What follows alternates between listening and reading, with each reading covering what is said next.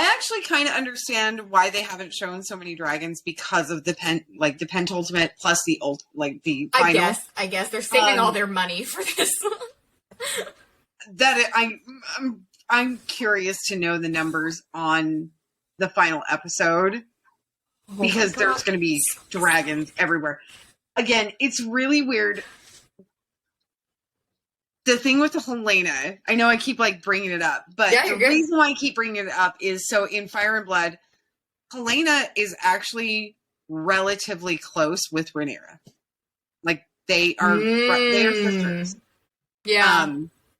Now she's married to Aegon, so by default, she has to be on Team Black or Team Green. Team Green. Yeah. But she loves Rhae. But she loves Rhaenyra. She loves her sister. And she mostly, some things happen, and I'm not going to give any spoilers, but some things happen that Rhaenyra is not aware of that happened to Helaena. And the way that it reads to me is that Rhaenyra realizes that put Helaena in a fragile state and tries to protect her sister, and it's up for debate on Helena's fate, on whether it was self-inflicted or if somebody pushed her, right? And that's really, really important because when that happens, that is when the dragon pit falls.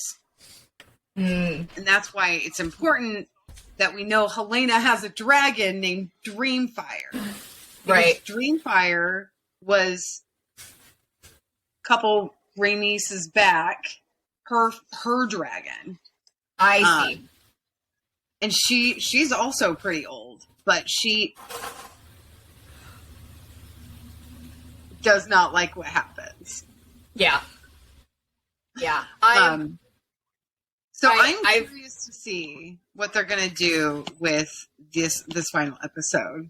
See, that whole episode had me so mad, and then that last 2 minutes, I'm so hyped now. Because she's gonna go tell Rhaenyra. She's gonna go tell Rhaenyra they named Aegon King. Yeah. Because I'm sorry, the masturbating to a foot fetish was totally written by a dude. I cannot believe they put that in there. And just the look on Rhaenys' face when she popped up with her dragon, that was written by a woman. You can't tell me otherwise. That's that. The process. I'm picturing the writer's room where the dudes are on one side of the table and the women are on the other side of the table, and they're like, fine, you can have this moment with the dragon, but we are keeping the masturbation. And somebody was like, greenlight this. They're like, fuck you, fine. If you're going to make us endure the cringy 15 seconds of foot masturbation, you're giving me my dragon. You're giving us a hot blonde on a dragon. That is what we're getting. Oh my god, I cannot believe they did that. I mean, nothing should shock me, but that... Not surprised. Disappointed, not surprised. I have seen a lot of things on TV that... I want to know how the actor dealt with that. I want to know if he had to go to therapy. I feel bad for her. She's reading the scene going, I do what? Why do I take my socks off? Why? What? Oh my god. Terrible. I will say this, though. The one thing I did learn about House of the Dragon is that when it came to sex scenes, they did have a coordinator who discussed with the actors what they were okay with, what they weren't okay with. And, obviously, if they felt uncomfortable with something, they could speak up. That's something that they have done that is better than Game of Thrones. Yeah. I would say Game of Thrones did not do that. Because I remember watching Lena Headey talk about how she had to kind of fight for a body double because they wanted her to be nude. And I remember hearing Emilia Clarke talk about how as soon as she had the money and the power, she stopped doing the nude scenes. Yeah. Because, have you seen the awful things that were said about poor Emilia Clarke online? The body shaming. The woman is so hot. What do you mean? No, what? No, like, genuinely really confused. But yeah, they're of course it was on Reddit. Saying she had weird nipples and that she had ugly boobs, and I'm like, where? Well, she's not for you. Apparently, she's for the gays because fuck you. Jason Momoa thinks she's fly, so she's super hot. I don't know what crack they're on. Emilia Clarke. You know what though? I'm just gonna say it. Emilia Clarke in that final interview before that last episode dropped. There were the last 2 episodes when they were like, that poor girl. When they were like, so how did you feel about your character's ending? And she goes, best season ever. I was like, oh. Well, because even when they were on the red carpet for the premiere, it was her. Oh God, I forgot her name. That plays Missandei and Natalia Emmanuel. Yeah, and Grey Worm. They're all standing there, and they're like, "How do you feel about your character's ending?" And all 3 of them look at each other and are like, "I don't know if we're legally allowed to say." Well, and poor, they're trying to be as professional as possible, and Emilia Clarke, just that authenticity coming out. I knew it. I was like, because it doesn't make any sense. This is going to be bad. Doesn't make any sense. It doesn't make any sense. It's funny because we got to the end of season 8, and I'm just laughing, and my dad goes, "What? You hated the ending too?" I go, "I did, but I waited a week for it. You waited 3 years for it. How do you feel?" And he goes, "Shut up! I don't like talking to you." Listen, so I'm not a huge Jon Snow fan. I never have been. He comes off as petulant in the books. He is cruel at times to Sam. He's also a big dumbass. Really him being a good leader of fighters does not translate to him being king. Yeah. Also, he's dead. It's implied, maybe, kind of. It's more of a theory that. Well, here's my thing. The last thing he says is ghost. So it's assumed by fans, and this has never been confirmed, that he warged, because all the Starks can warg, all of them, including Sansa, that he warged into Ghost. But if he's in Ghost, what was the one thing that Bloodraven, a.k.a. The Three-Eyed Raven, what did he say to Bran about warging for too long? Mm-hmm. That you become one with the animal. You become with my... So I actually think that's what Jon Snow's fate's going to be. And my thing it was funny to see him reduced to my queen. My queen. She's my queen. She's my queen. I bet that means she's my queen. Well, here's my thing with that is I love talking to Stark fans because they have no common sense. But listen, none. I firmly love Sansa though. I do. They're like he should be king. He was the rightful heir. Blah blah blah blah blah. I was like, first of all, that's not even confirmed in the books. But even if it is, being a distant heir with a penis is not more of an heir than the king's actual daughter. Exactly. But Mr. King of the North here watched the Night King raise the dead, and then when he knew the White Walkers were coming to the North. What should we do with all the people that can't fight? We should put them in the crypts where all the dead people live. And then, yes, let's name Sansa, I don't know how to use a knife, Stark, to be Queen of the North when the dead were raised and she's hiding behind a pillar while her people are dying. Okay. Also, what was... Nothing will ever... It's still my top 5 funniest scenes ever is Jon Snow screaming at undead Viserion. Also, I know there's probably more of it in the book, but everything that was revealed in the show about the prince that was promised, I'm sorry, but none of it fucking points to Jon. It's Dany. It doesn't. It's Dany. There's loose things in the book. Like they're like, well, he was resurrected. I was like, yeah, but when did he wake dragons from stone? When did he do that? Oh, right, he did it. Dany did. Yeah, why don't we set them both on fire and then elect whoever survives to be queen?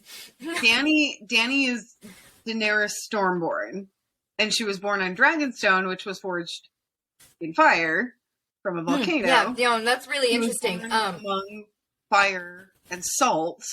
A lot of people have tried to say, well, it points to both of them. I'm like, no, like literally, specific lines of the prophecy only apply to her.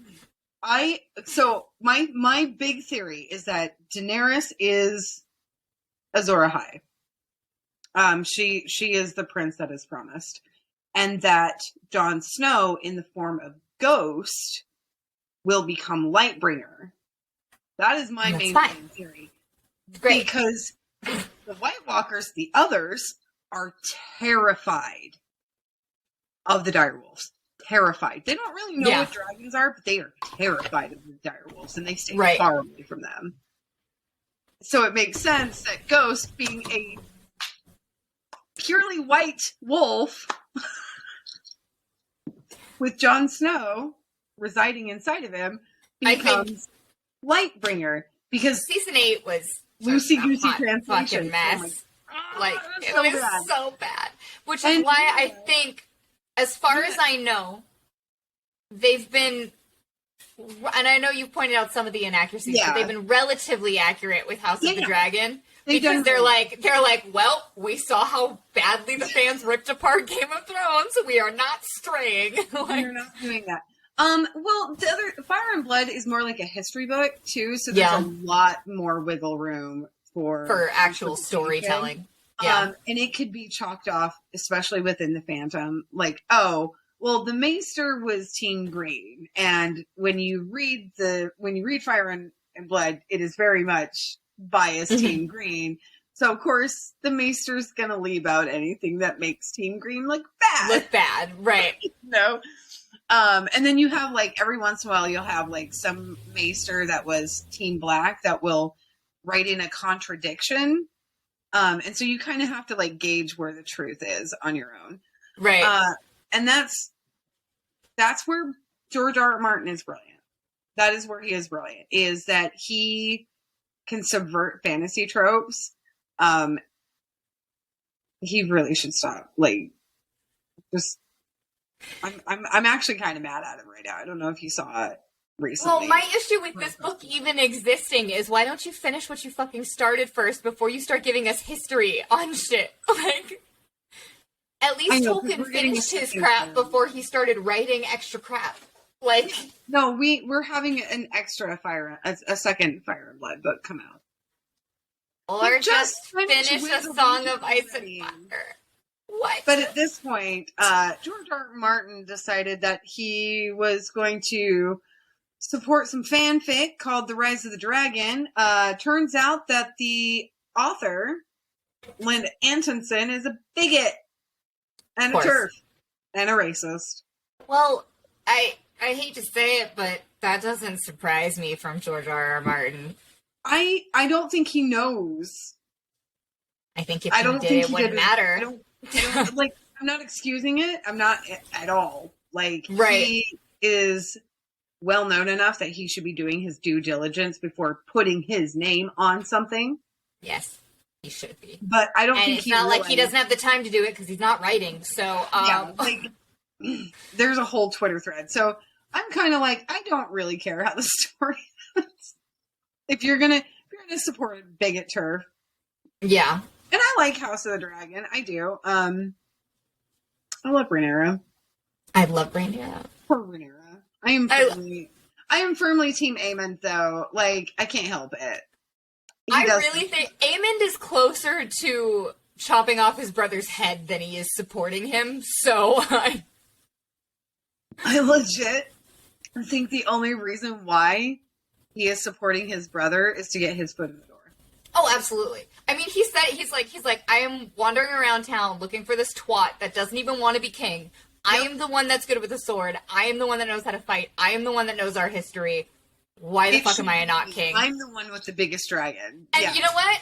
Strong point, buddy. Not a single person here disagrees with you. Like, you should in fact be king. Like, agreed.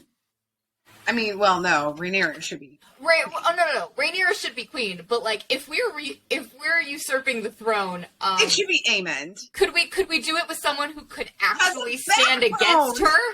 Yeah. The problem that they're gonna have, so Aegon has the sword Blackfire currently, right? Where is Dark Sister?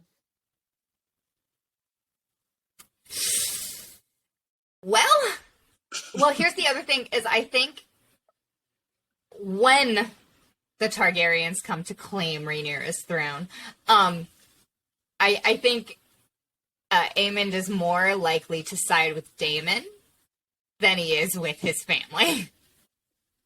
In a lot of ways, yeah. I think Aemond... They share this, like, respect thing. Yeah. Like they share this form of... So much alike. Yeah. Yeah, I think secretly Aemond wants to be Team Black. I do. I want Aemond to be Team Black, because then I can wholeheartedly be Team Black with no hesitations. Just switch sides, buddy. I'm really hopeful that we will get to see a character named Nettles next season. That's when they start calling. So this is one of the funnier parts, and this will get incel fans triggered. Yay! I love that.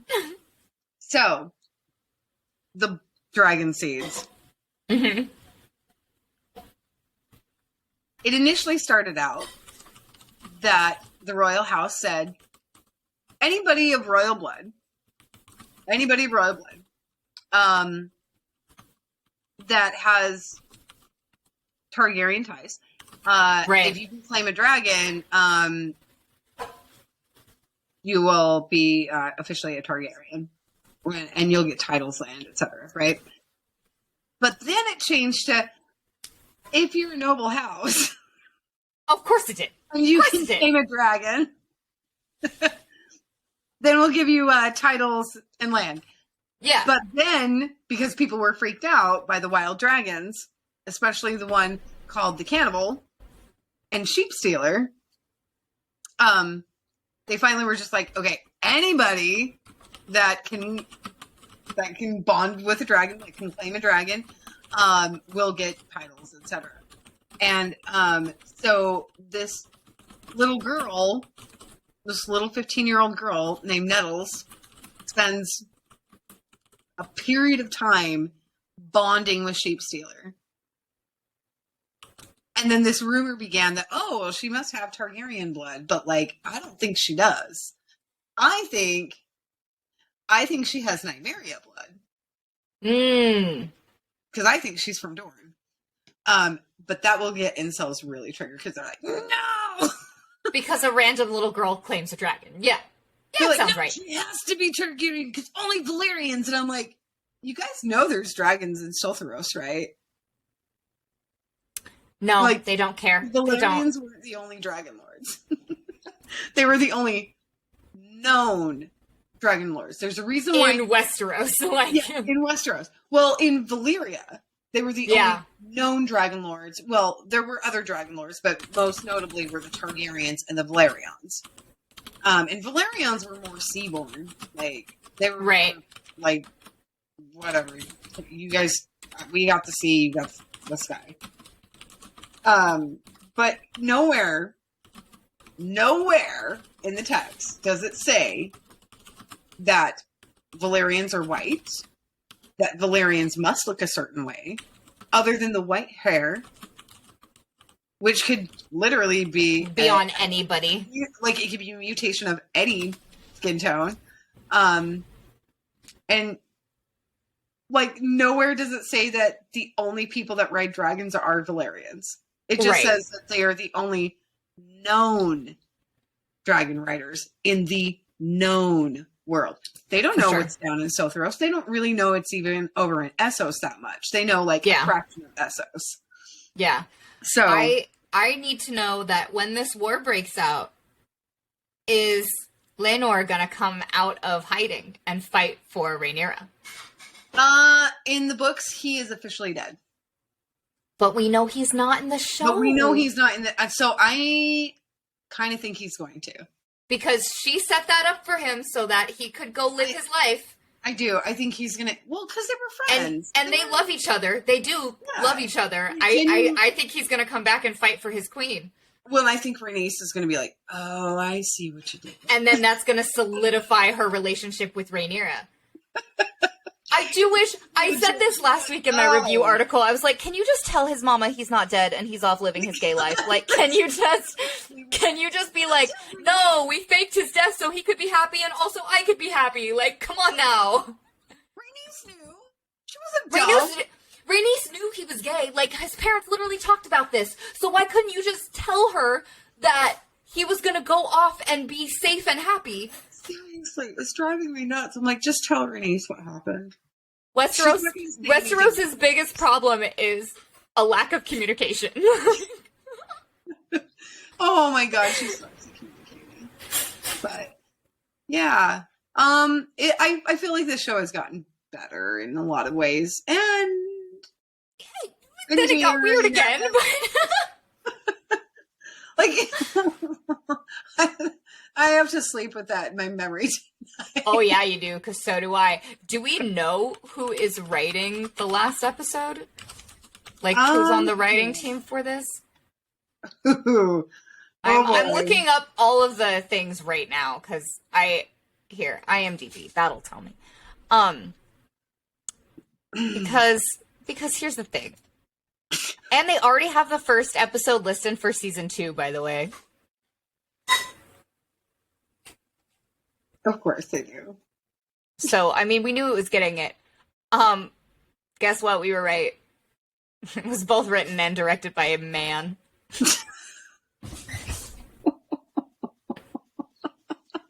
It had one writer. It had Sarah Hess and Ryan J. Condal. So, yes, the scenes that were so obviously written by a woman were written by a woman, and actually Claire directed it. But yes, our suspicions were in fact correct. She probably fought so hard too for that the scenes that she wrote for. Oh yeah.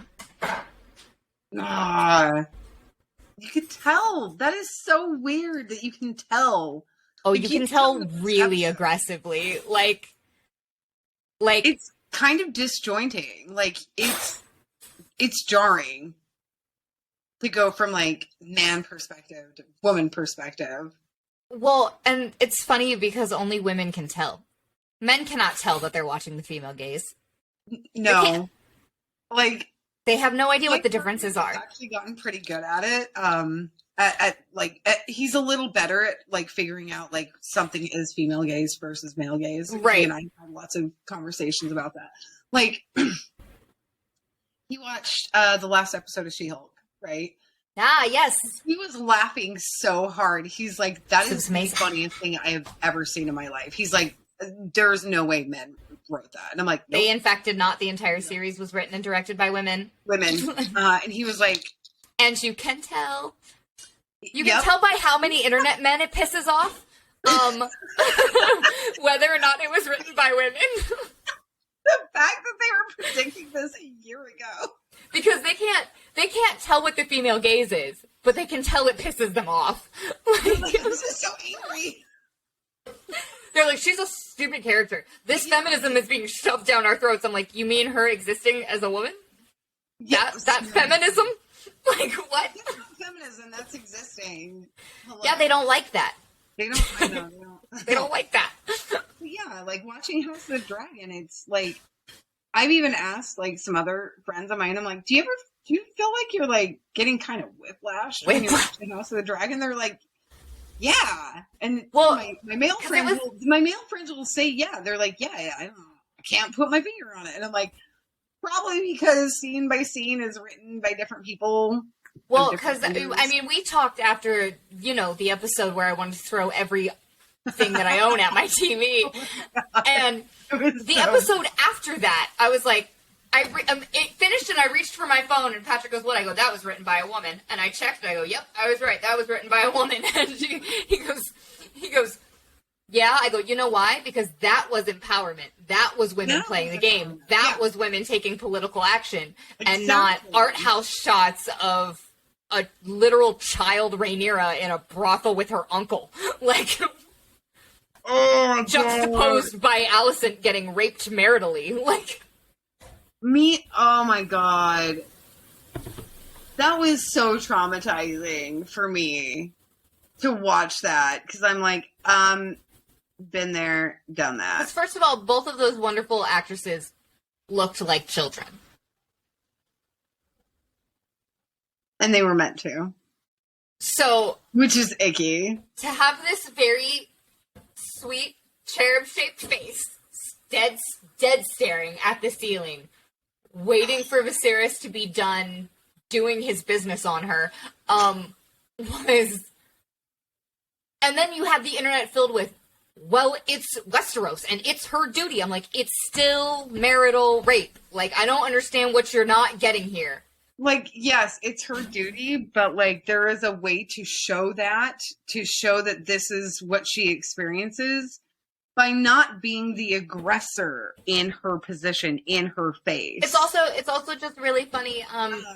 Look at the difference in that episode, really that whole episode, and the way Rhaenyra and Daemon got together when they finally did with her as an adult. Just the way it's written. Completely different. Just the way it's written. Mm-hmm. Completely different. And I told Patrick after my husband after the scene where Alicent is talking to the servant girl that Aegon just fucking raped. Yeah. I go, that was written by a woman. And he goes, how can you, and we just look at each other. I go, because if it was written by a man, we would have had to watch it. Yep. There is a movie, because I actually don't particularly like movies that, like, it's really hard for me to watch something like that, right? I am of a very firm belief that it is never necessary.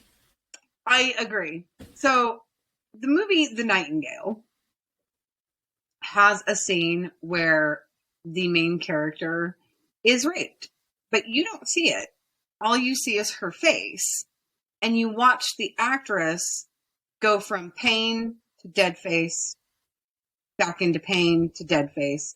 And the angle that it was done at, it's done at a Dutch angle, so it's meant to make you feel a little bit sick, right? Right. But that's meant to make you into her, like... Her eyes, yeah. Yeah.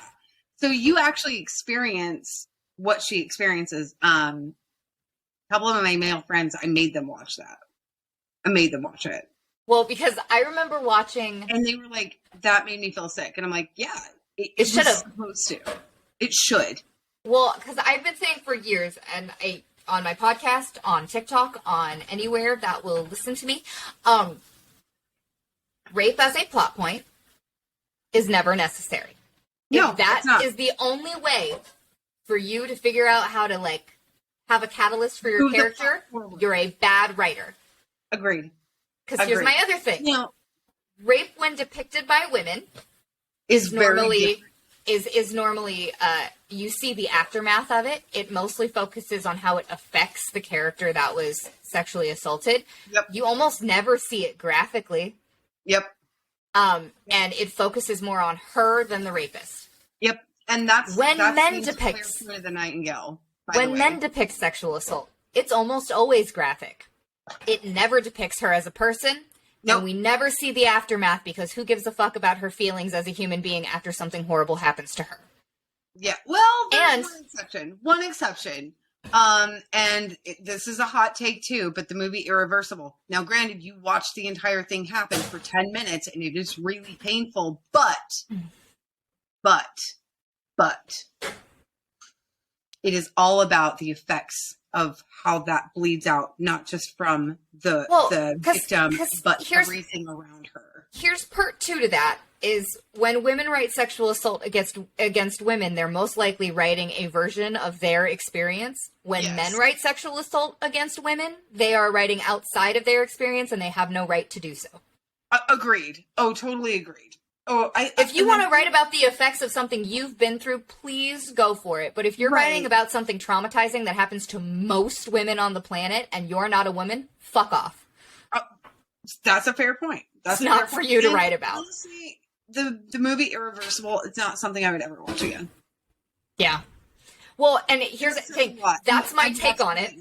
That's my take on that as a plot point. And I avoided watching The Boys for a couple of years after it came out. I watched The Boys and I came out and I'm like walking around the living room and I can't sit or say anything. And my dad goes, "You got there, didn't you?" I'm like, but...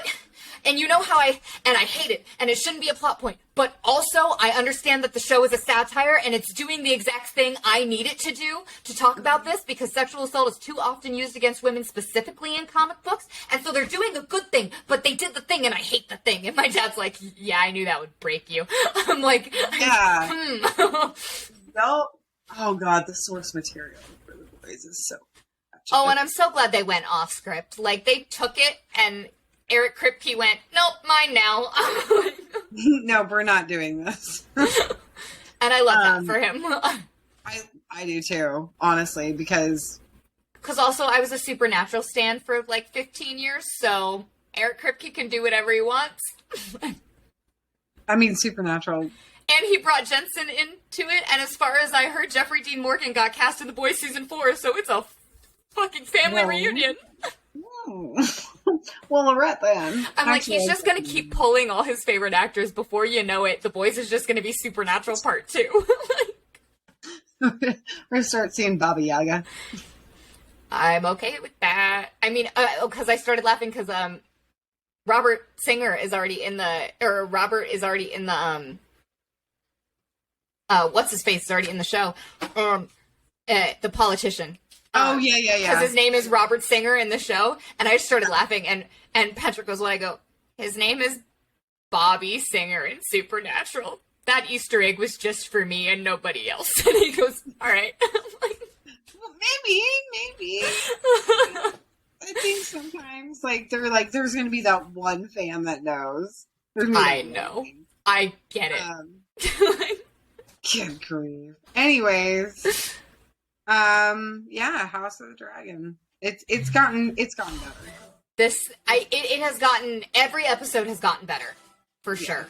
I am so excited for this season finale, but now I don't want to wait a week for it. I know, I don't either. I'm upset. I just want to see more dragons. I also want to see more dragons. I know that they've been saving it, but like... dragons in my house, like, it's been dragons and unicorns. It's the whole reason I started watching Game of Thrones. All I heard for like 7 years was Mother of Dragons, Mother of Dragons. Allie, you'll like this, Mother of Dragons. I'm like, yeah, okay, whatever. And I watched my dad made me watch the first episode, and I just looked back at him. I go, what part of incest, rape, and like paralyzing a child made you think your daughter was going to dig this show? And so another 2 years goes by and I don't watch it. My baby dragons. One of my best friends goes, "Just power through the first season. I promise you, just power through the first season." And then I did, and then I watched all 7 seasons in a month before season 8. So I'm like, oh, I have a problem. Yep. I mean, same. And also I call my car Khaleesi, and she has a Targaryen sticker on the back. So. It's so funny because my car's name is Meraxes.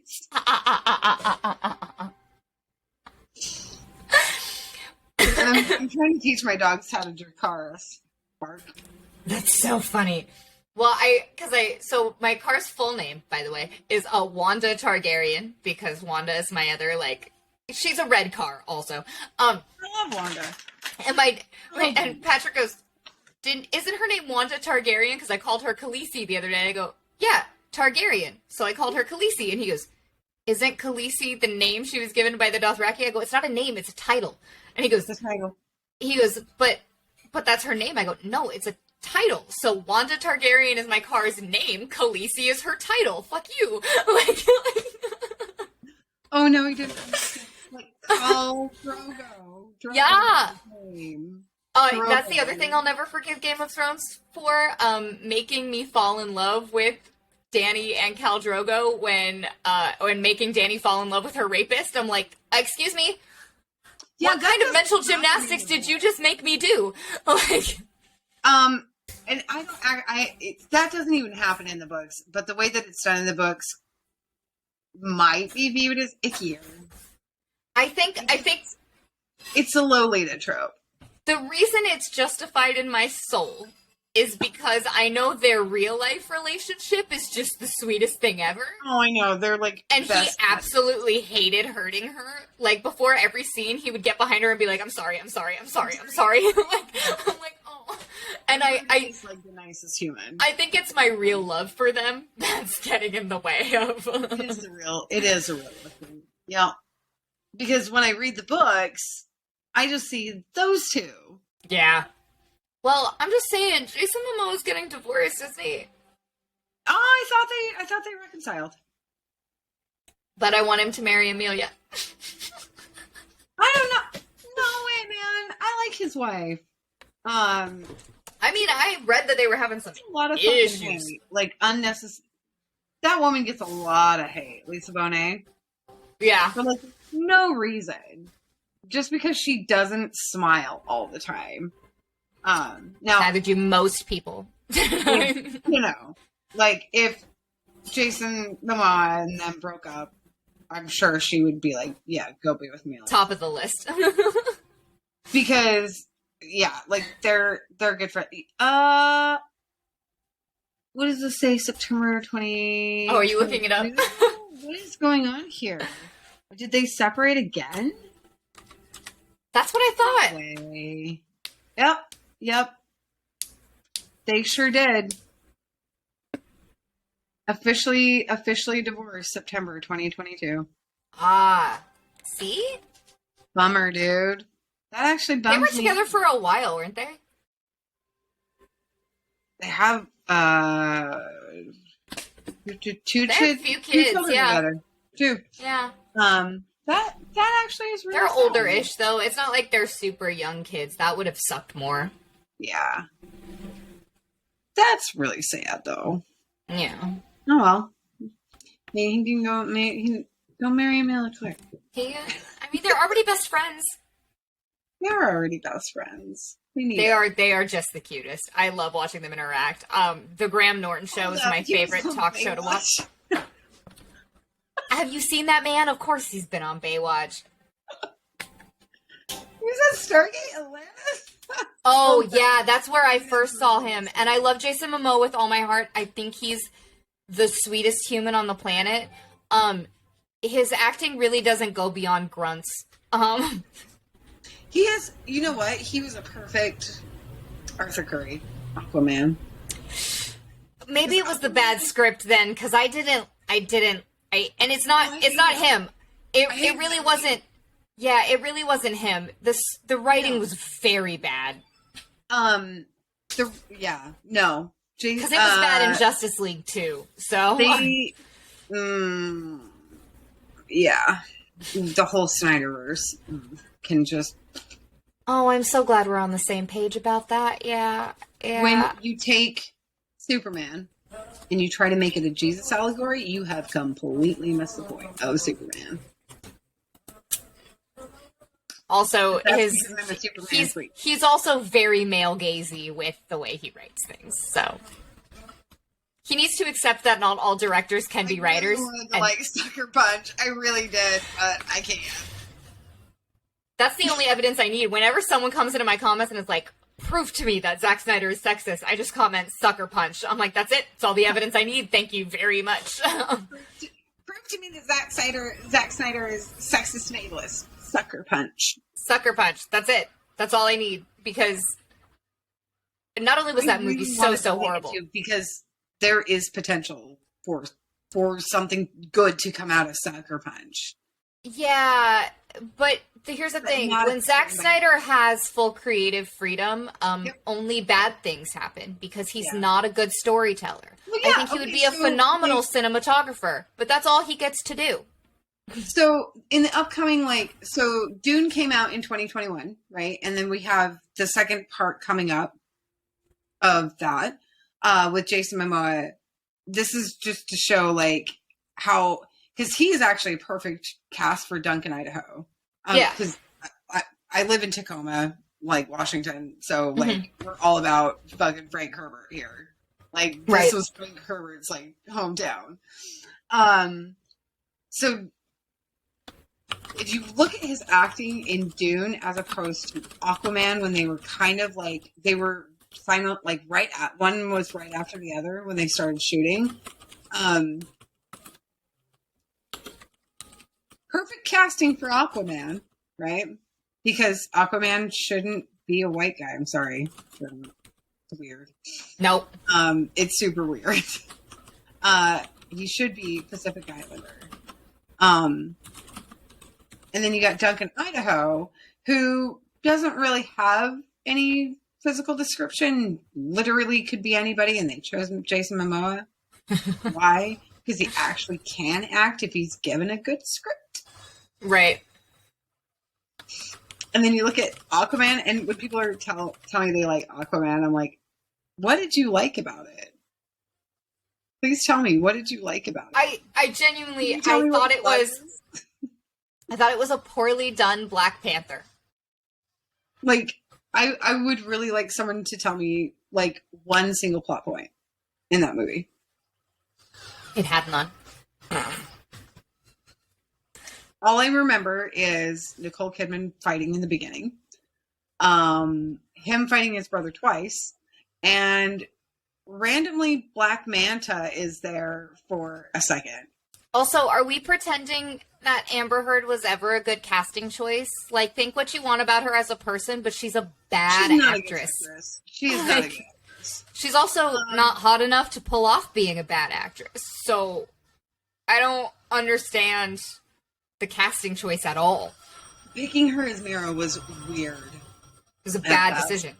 But she's better suited for, like, final girl trope.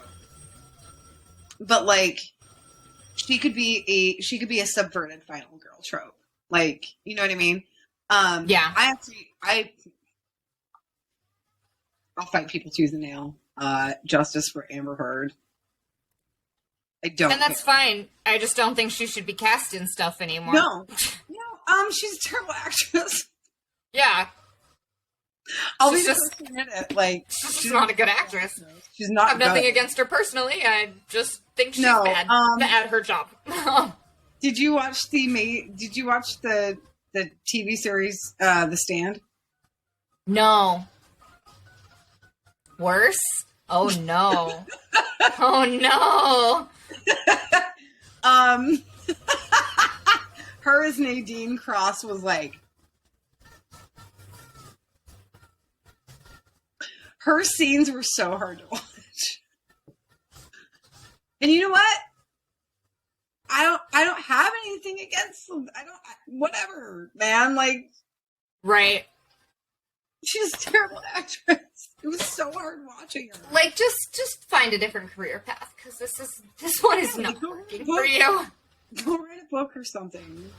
I feel like she has enough life experience that she could write some really interesting books. And that's fine. But no one ever needs to see her act again.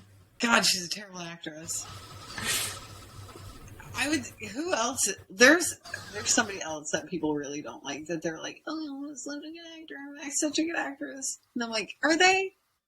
I mean, Harry Styles in Don't Worry, Darling really bothered the hell out of me. I mean, he's a singer.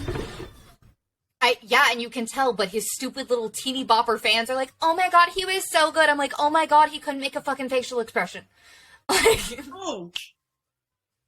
Ed Sheeran in Game of Thrones, coming back full circle back to that. That was so random. Also, like, why did we do that? Going, what the fuck is Ed Sheeran doing in my TV series? Why did we do this? Why did we do this? Why is he here? By then, the show was just so big that they're like, celebrities like it. We should have them on. I'm like, we shouldn't what a actually. Missed opportunity for Arya to just like kill them, because that's what she had become. Yep. and she just walks away. Also, Arya changing her faces only once and then it never being brought up again. I'm like, wasn't that like her whole thing that she was training for like this whole last series? Like, it was her whole plot line in season 5 and 6. Also, who better to lead us than Bran the Broken? I'm like, I don't know, maybe people who weren't off story. Literally, Rickon. Maybe people who weren't off screen for an entire ass season, like anybody else, really. Sansa's right there. I don't even like Sansa and agree. Like, who better than? I mean, I can't be a lord. I'm the three-eyed raven. I'm gonna be King Do. Like, only had a better story. What? Sit down, Uncle. So bad. So bad. Did you catch the water bottles? Yes. I'll never forgive the laziness of that show. I will never forgive the plot armor during the big fight scene with the White Walkers. One-handed Jaime and Sam. Sam was swarmed. And you're telling me that this bitch ass who we have confirmed, established, that cannot fight, survived being swarmed by White Walkers? No. I love Sam too, guys. He should have died. Like, everybody was being... And then Arya teleporting through the light. So you're telling me you finally got me to like Theon and he had to die, but Sam is still alive. Okay. Sure. Yep. See, you're telling me I've been dealing with Cersei's bullshit for several seasons now, and she gets killed by all of 2 bricks. And they didn't even give her elephants. Do you remember how mad she was? Because here's the thing. Season 8's writing was bad for everybody. Like Dany was never the tactical mind, but she wasn't stupid. She wouldn't see the only thing that could kill her dragon, and then that could not turn, by the way, and then fly right over it. She would have swooped up and burned it from behind. They had a bird's eye view. Dany kind of forgot about the Iron Fleet. Is she fucking blind? Because I'm not tactical, but not stupid. Not. Whoever was their tactical writer for the rest of the series also was just shit to everyone. Because, like, again, in that fight with the White Walkers, we have dragons, but we're going to send the Dothraki in first on horseback? Oh my god. Okay, so season 7. What? That last episode, right, when Dany goes to rescue Jon and the rest of the crew from the Whites on the ice, right? Which I wouldn't have done. She's nicer than me. So you have Daenerys on Drogon on the ground. On the ground. And you're telling me that the Night King shoots at Viserion in the sky? And also Viserion just kind of took it, like he didn't go anywhere. And then, they did my baby Rhaegal so bad. They did him so dirty. Also, to like die the next episode. Also, the response from everybody else, like, oh, our king of the North, rode a dragon. I'm like, Dany's been riding dragons for several seasons, and also they're her dragons, but okay, sure. Gonna point something out here. If Jon got on Rhaegal, this is a world in which we know that anybody can get on a dragon. We, as the audience, know that. However, Westeros, as far as they are concerned, only Targaryens. Only Targaryens can ride dragons in their knowledge from what they have known, right? So that didn't set off alarm bells for anybody. They're stupid. That's a little fucking weird. It's absolutely fun. Honestly, season 8 was so poorly written. I am pretty sure D&D just sat there and went, Just fucking get it over with. Well, we kind of forgot that we didn't have any more source material. Well, because if you look at it, every independent decision they made, even when they had source material, was a dumbass decision. Like, every bad part of season 1 through 5 was their original thoughts. So, why did we think these men could carry anything else? They are really good at adaptation. They are really good at adaptation, especially they're not good at the everything else part. It's like when they want to make it more realistic. Right. But when it came to the end of the line for that, they were and what's insane is David Benioff has a book. And I only know this simple fact because I played The Last of Us 2, and the character Abby is reading a book, and I happened to go into photo mode because I wanted to see what was around me because I'm a weirdo when I game like that. And I'm all, does that say fucking David Benioff? Well, here's the thing. And I had to look the book up, and it exists. And you had 5 solid books. You had 5 seasons of source material. At that point, in adapting source material, if you are a storyteller, if you are a good writer, you can fill in the fucking blanks. Well, and you should have some idea, of where the characters are going, where it's going to go, even if it veers from what if those books don't get finished, even if it veers from that, because no one would have cared because he hasn't fucking written anything. It should be an alternate trajectory that still fits within the norms of that world. Instead, they were like, you know what, fuck it. And that's what bothers me is I believe adaptations take a specific skill, but I don't believe you're an actual artist if that's all you do. Agreed. Because adapting someone's work is not nearly as hard as creating your own. Yeah, so, I will say this, even with House of the Dragon, even though, some of the scenes are questionable, it's still really good adaptation from Fire and Blood. Yeah. It really is, especially if you read Fire and Blood, it being a history book where you're like, okay, but what was how did it feel? We're getting the how did it feel part. Yeah, what actually was said between these two? Yeah. You know what I mean? And I actually like that, I like that Rhaenyra and Alicent had somewhat of rapport. Mm-hmm. I really wish they hadn't made them friends like that. It feels very Britney versus Christina circa 2002. Well, and here's the thing is they leaned into that so hard, and it's so funny because the second I saw them on screen together and Alicent is walking up into somewhere else and Rhaenyra is just looking up at her, I'm like, gay, they're gay. They're so gay. Patrick just looks at me, I was like, no, they're gay. And then they kept not acknowledging that. I'm like, no, fuck you. They're hella gay. Just acknowledge it. They loved each other. But and then for them to I'm sorry, you married your bestie's dad.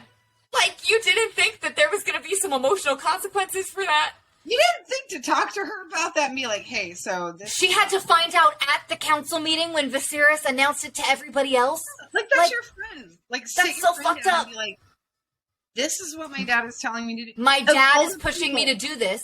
Of all the people who would have understood Rhaenyra. It would have been Rhaenyra. See, had they kept that relationship, had they actually...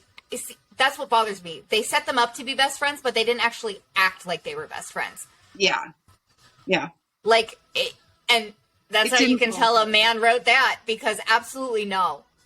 That's not how... Actual young females would have bonded the fuck over their dads being assholes. How did you not get there? They would have...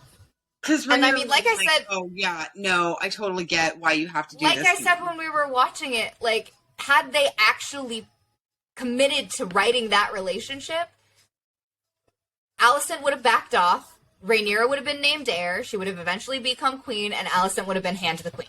Easy. Yeah. Well, unfortunately, George R. Martin wrote one thing, and they were like, we have to get there. No, you don't. It's an adaptation.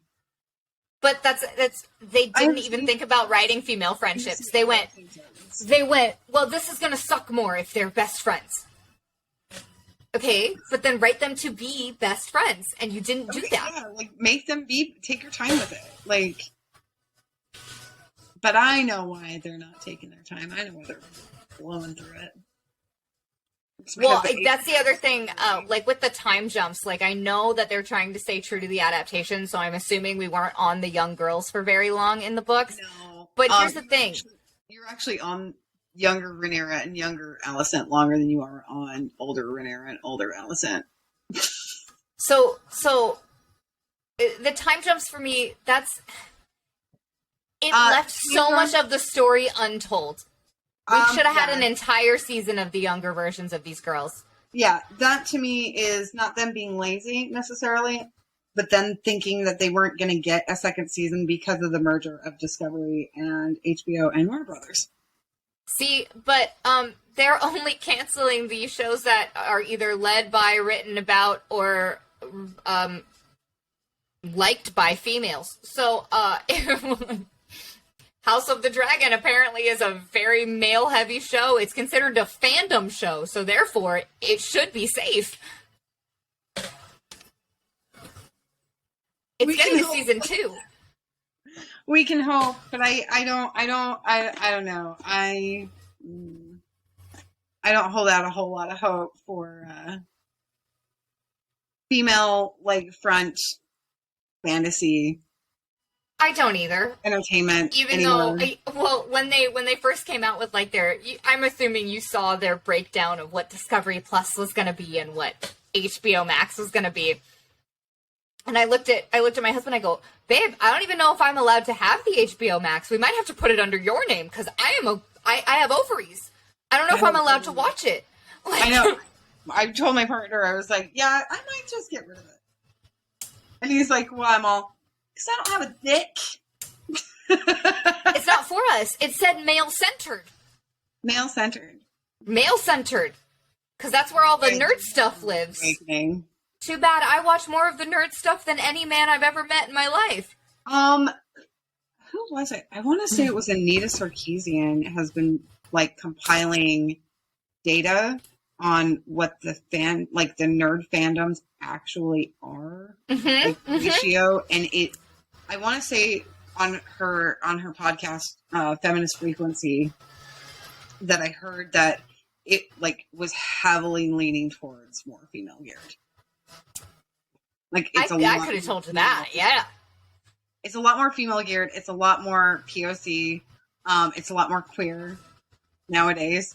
And that the hetero cis male, white male, is the small fraction. Well, they're globally a minority, so that doesn't surprise me. Yeah. So they're just a loud minority. They're so loud. They're so dumb and so wrong. I love when they're so loud and they're so wrong, and I'm like, my favorite is when they're wrong with their whole chest, they think they're right, and then you're like, receipts. And they're like, well, that's not what I said. Fertilized egg, ma'am. Is it? Is it, though? Sir. Science? What? Sorry. How did you get to embryo? We have steps to get to. They don't know. They don't know. It's really fun. I love it, though. I love proving I'm wrong. That's my Aries rising, okay? When I get to be a little bit snappy and snarky, I'm like, yeah.